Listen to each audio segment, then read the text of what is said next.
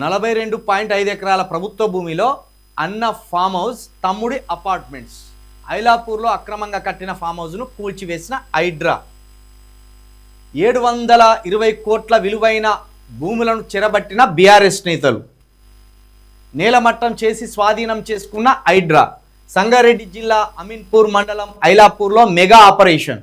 15,000 కోట్ల విలువైన 861 ఎకరాలు స్వాధీనం. ఆ వెంటనే కంచె వేసి కాపాడిన అధికారులు. హైడ్రాకు మద్దతుగా సేవ్ ఐలాపూర్ అంటూ నినదించిన జనం. రాష్ట్రంలో సంచలనం. కాదు, ఎవరు చూడు జై కాంగ్రెస్ అన్నారంటారు కానీ ఆ ఫైల్ ఫోటో ఎత్తలేరు. ఇప్పుడు ఇది అన్న ఫామ్ హౌస్, తమ్ముడు అపార్ట్మెంట్స్ అంటే ఆయన ఏదో ఉన్నది కదా, ఇప్పుడు ఏదో పేరు ఉన్నది ఆయనది,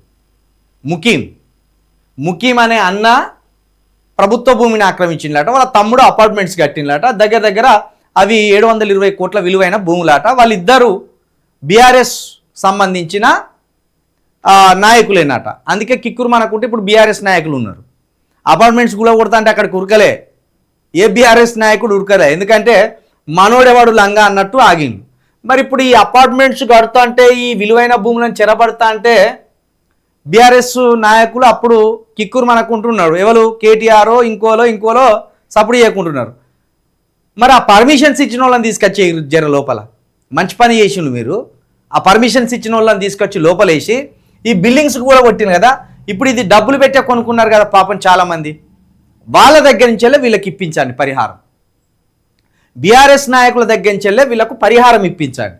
అది కేటీఆర్ దగ్గర నుంచి ఇప్పిస్తారా, కేసీఆర్ గారి దగ్గర నుంచి ఇప్పిస్తారా, ఎవరి దగ్గర నుంచి ఇప్పిస్తారో, లేకపోతే ముకీం దగ్గర నుంచి ఇప్పిస్తారా, ముకీం తమ్ముడు దగ్గర నుంచి ఇప్పిస్తారా. కానీ పాపం వాళ్ళు అన్ని సక్రమంగానే ఉన్నాయి ఈ బిల్డింగ్లో అనుకొని ఆ ఫ్లాట్స్ కొనుక్కున్నారు. మరి ఆ పని కూడా చేయండి. ఆ ఘనత కూడా మీకే దక్కుతుంది.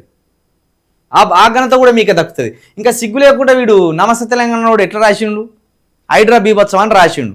వానికి సంబంధించిన బీఆర్ఎస్ నాయకులే ఈ అక్రమ కట్టడాలు కట్టిండ్రు. పాపం ఇక్కడ మధ్యలో బలైంది ఎవరు? సాధారణ మధ్యతరగతి ప్రజలు ఇందులో బలైండ్రు. కాంగ్రెస్ బీఆర్ఎస్ ఆడుతున్న నాటకంలో సామాన్య మధ్యతరగతి ప్రజలు బలైండ్రు ఈ వార్త ప్రకారం.